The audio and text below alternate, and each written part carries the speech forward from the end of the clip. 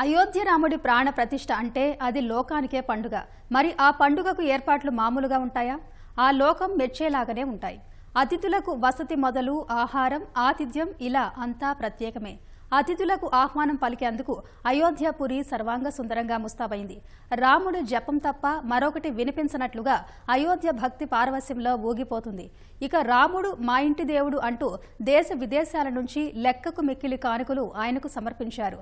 రాముడి గర్భాలయ ముఖద్వారం, తలుపులు తయారు చేసే అవకాశం హైదరాబాద్కు చెందిన అనురాధ టింబర్ డిపో వారికి దక్కడం విశేషం.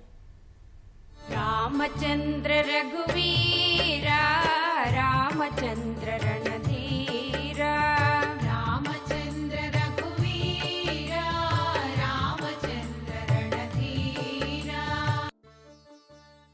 ఇలలో వెలసిన స్వర్గపురి సీమ అయోధ్యాపురి. దేవదేవుడైన శ్రీమన్నారాయణుడు శ్రీరాముడిగా కొలువు తీరుతున్న అయోధ్య నగరం ఆ పుణ్యఘట్టానికి సిద్ధమైంది. ఇందుకోసం రామజన్మభూమి తీర్థక్షేత్ర ట్రస్ట్, ఉత్తరప్రదేశ్ ప్రభుత్వం అన్ని ఏర్పాట్లు చేశాయి. కార్యక్రమానికి విచ్చేసే అతిథులు, భక్తులకు ఎలాంటి అసౌకర్యం కలగకుండా సకల సౌకర్యాలు కల్పించింది.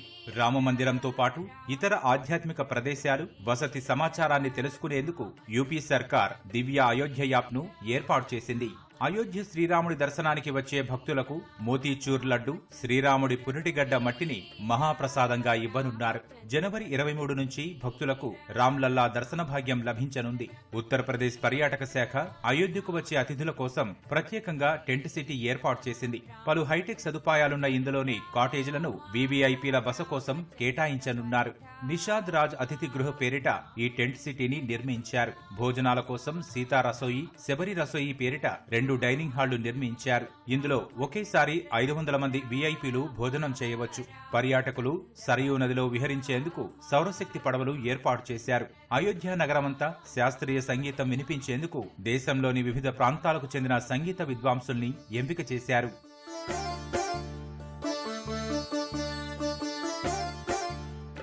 అయోధ్య గర్భాలయంలో ఉన్న బాలరాముడిని రోజుకు 2 లక్షల మంది దర్శించుకునే వెసులుబాటు ఉంది. గర్భాలయంలో అష్టధాతువులతో నిర్మించిన 600 కిలోల గంట ప్రత్యేక ఆకర్షణ. గర్భాలయాన్ని తెల్లటి మకరానా పాలరాతితో తీర్చిదిద్దారు. ప్రధానమైన గర్భాలయ ముఖద్వారం, తలుపులు తయారు చేసే అవకాశం హైదరాబాద్కు చెందిన అనురాధ టింబర్ డిపో వారికి దక్కింది. నాణ్యమైన బర్మా టేకుతో భారీ దర్వాజాల్ని కళాత్మకంగా తీర్చిదిద్దారు. ఈ ద్వారాలపై బంగారు తాపడం చేస్తున్నారు.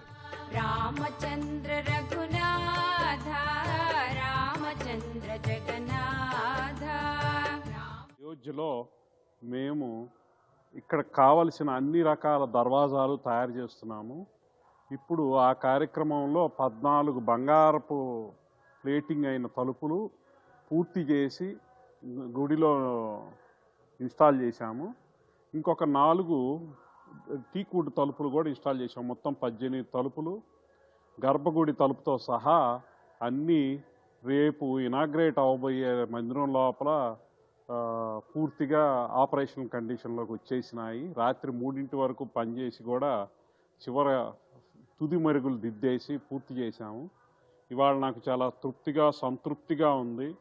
ఎందుకంటే భగవంతుడికి భక్తుడికి అనుసంధానం మా అనురాధ టింబర్స్ ఇంటర్నేషనల్ ద్వారాల మధ్యలో 500 సంవత్సరాల నుంచి భక్తులు ఎంతో ఎదురు చూస్తున్న ఈ దివ్య మందిరం పూర్తి చేసే అదృష్టంలో మాకు కూడా ఎంతో కొంత అవకాశం, సేవ చేసే అవకాశం వచ్చింది. రాముల వారికి పాదుకల్ని సమర్పించే భాగ్యం కూడా తెలుగువారికే దక్కింది. హైదరాబాద్కు చెందిన భాగ్యనగర సీతారామ సేవా ఫౌండేషన్ వ్యవస్థాపకులు చెల్లా శ్రీనివాస శాస్త్రి కిలో బంగారు పూత పూసిన 9 కిలోల పాదుకల్ని సమర్పించారు. 41 రోజుల పాటు వివిధ క్షేత్రాల్లో దర్శనం అనంతరం అయోధ్యకు తరలించారు. 108 అడుగుల పొడవాటి అగరబత్తిని గుజరాత్ వడోదర నుంచి అయోధ్యకు తరలించారు. పంచగవ్యాలతో, హవన పదార్థాలతో తయారు చేసిన ఈ మహా అగరబత్తి బరువు 3500 కిలోలు ఉంటుంది. దీనిని తయారు చేయడానికి 6 నెలలు పట్టింది. దీనికి 5 లక్షల రూపాయలకు పైగా ఖర్చు చేశారు. శ్రీరాముడి అత్తవారిల్లు జనక్పూర్ నుంచి నూతన వస్త్రాలు, ఫలాలు, డ్రై ఫ్రూట్స్ అయోధ్యకు చేరుకున్నాయి. ఆభరణాలు, వెండి పాత్రలు, దుస్తులతో పాటు అనేక రకాల ఆహార పదార్థాలను నేపాల్ ప్రభుత్వం అయోధ్యకు పంపించింది. అయోధ్య రామయ్యకు ఛత్తీస్గఢ్ నుంచి 3000 క్వింటాళ్ల బియ్యం వచ్చాయి. ఇప్పటిదాకా అయోధ్యకు చేరుకున్న అతిపెద్ద బియ్యపు నిల్వ ఇదే. ఆ రాష్ట్రంలోని వివిధ జిల్లాల నుంచి ఈ బియ్యం సేకరించి అయోధ్యకు రవాణా చేశారు. అయోధ్య రామాలయ ప్రతిష్ఠ కోసం 50 దేశాల నుంచి 53 మంది ప్రత్యేక అతిథులు విచ్చేస్తున్నారు. అలాగే వివిధ సాంస్కృతిక కార్యక్రమాల వీక్షణ కోసం 8000 మంది కూర్చునే భారీ ఆడిటోరియంను అయోధ్య నగరిలో ఏర్పాటు చేశారు. రామమందిరంతో పాటు అనేక ప్రత్యేకతలు రామమందిర ప్రాంగణంలో భక్తుల్ని ఆకర్షిస్తున్నాయి. 360 డిగ్రీల థియేటర్ ఇక్కడ ప్రత్యేకత సంతరించుకుంది. ఇక్కడ ఒకేసారి వేలాది మంది భక్తులు కూర్చుని శ్రీరాముడికి సంబంధించిన అనేక గాథలు వీక్షించేలా ఏర్పాట్లు చేస్తున్నారు. ఆ పక్కనే గ్యాలరీ ఒకటి నిర్మించారు. ఇందులో రామాయణానికి సంబంధించిన విశేషాలు ఉంటాయి. మరోపక్క మ్యూజియం నిర్మితమవుతోంది. దీనికి సమీపంలోనే 2వ గ్యాలరీ ఉండనుంది. శ్రీరాముడికి సంబంధించిన దేశ విదేశాల నుంచి సేకరించిన జ్ఞాపికలను ఇక్కడ ఏర్పాటు చేయనున్నారు. రామమందిర నిర్మాణంలో ఎల్ఎన్టీ సంస్థ భాగస్వామ్యమైంది. రామ మందిర్ ప్రాజెక్ట్ ఏదైతే ఉందో అది మనం మామూలుగా చేసే సివిల్ ఇంజనీరింగ్ ప్రాజెక్ట్ స్ట్రక్చర్స్కి దీనికి చాలా వ్యత్యాసం ఉంది. కారణం ఏమిటంటే ఇవి మామూలుగా మనం ఇప్పుడు ఏ కన్స్ట్రక్షన్ చూసినా అందులో రీఇన్ఫోర్స్మెంట్ను కాంక్రీట్ యూజ్ చేసి లేదా పూర్తిగా స్టీల్ స్ట్రక్చర్ కింద అది డిజైన్ చేసి అది కన్స్ట్రక్షన్ చేయడం జరుగుతుంది. కానీ మన ఈ రామ మందిరం ఏదైతే ఉందో ఇది పూర్తిగా కూడా కంప్లీట్గా న్యాచురల్ మెటీరియల్ అయిన స్టోన్, మన బన్సీపహాడ్పూర్ రాజస్థాన్లో బన్సీపహాడ్పూర్ భరత్పూర్ డిస్ట్రిక్ట్లో బన్సీపహాడ్పూర్ ఏరియాలో దొరికే ఈ sand stone, pink sand stone, మన పార్లమెంట్ అయితే కానీ అవన్నీ కూడా ఈ స్టోన్తోనే కట్టడం జరిగింది. సో అదే స్టోన్ తోటి పూర్తిగా మొత్తం అంతా దాన్ని కార్వింగ్ అంటే పూర్తిగా చెక్కి, అంటే శిల్పులు చెక్కి గుడి ఆకృతిలో తీసుకొచ్చి రాయి మీద రాయి పెట్టి కన్స్ట్రక్ట్ ఇది నిర్మించినటువంటి. వైదిక సంప్రదాయాలకు అనుగుణంగా అయోధ్య రాముని ఆలయ ఆవరణలో భారీ యాగశాల నిర్మించనున్నారు. ఈ ఆలయానికి అనుసంధానంగా రీసెర్చ్ అండ్ డెవలప్మెంట్ సెంటర్ సైతం ఏర్పాటు చేయనున్నారు. అనేక ఆధ్యాత్మిక పరిశోధనలకు ఇది కేంద్రంగా నిలవనుంది. అలాగే భారీ గ్రంథాలయం ఏర్పాటు చేస్తారు. ఆలయ ప్రాంగణంలో సుందరమైన నీటి కొలను నిర్మిస్తారు. దేశ విదేశాల నుంచి విచ్చేసే భక్తుల ఆకలి తీర్చేలా అన్నదాన సత్రం ఏర్పాటు చేయనున్నారు. భారీ స్థాయిలో నిర్మించనున్న కొలనులో ప్రత్యేకంగా సౌండ్ అండ్ లైటింగ్ షో ఏర్పాటు కానుంది. అయోధ్య ఆలయ ప్రాంగణంలో పురాతన వస్తు ప్రదర్శనశాల ప్రత్యేకంగా ఆకట్టుకోనుంది.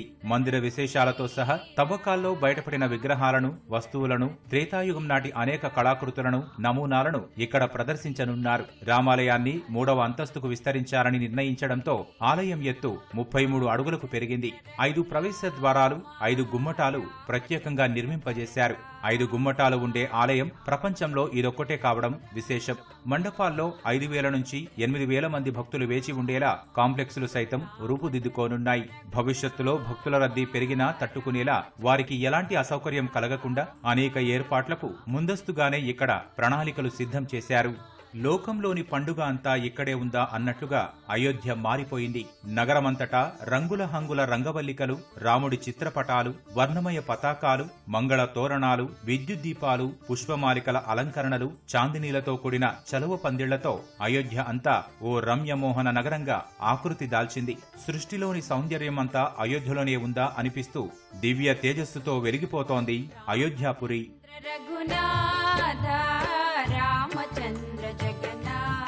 అయోధ్యలో భక్తులు దర్శించాల్సిన ముఖ్య ప్రదేశాలు ఎన్నో ఉన్నాయి. వీటిలో వేటికవే ప్రత్యేకత సంతరించుకున్నాయి. సీతారాముల వివాహం తరువాత అయోధ్యలో ప్రవేశించాక కైకేయి, దశరథులు వారికి కనక్ మహల్ను కానుకగా ఇచ్చారని విశ్వసిస్తారు.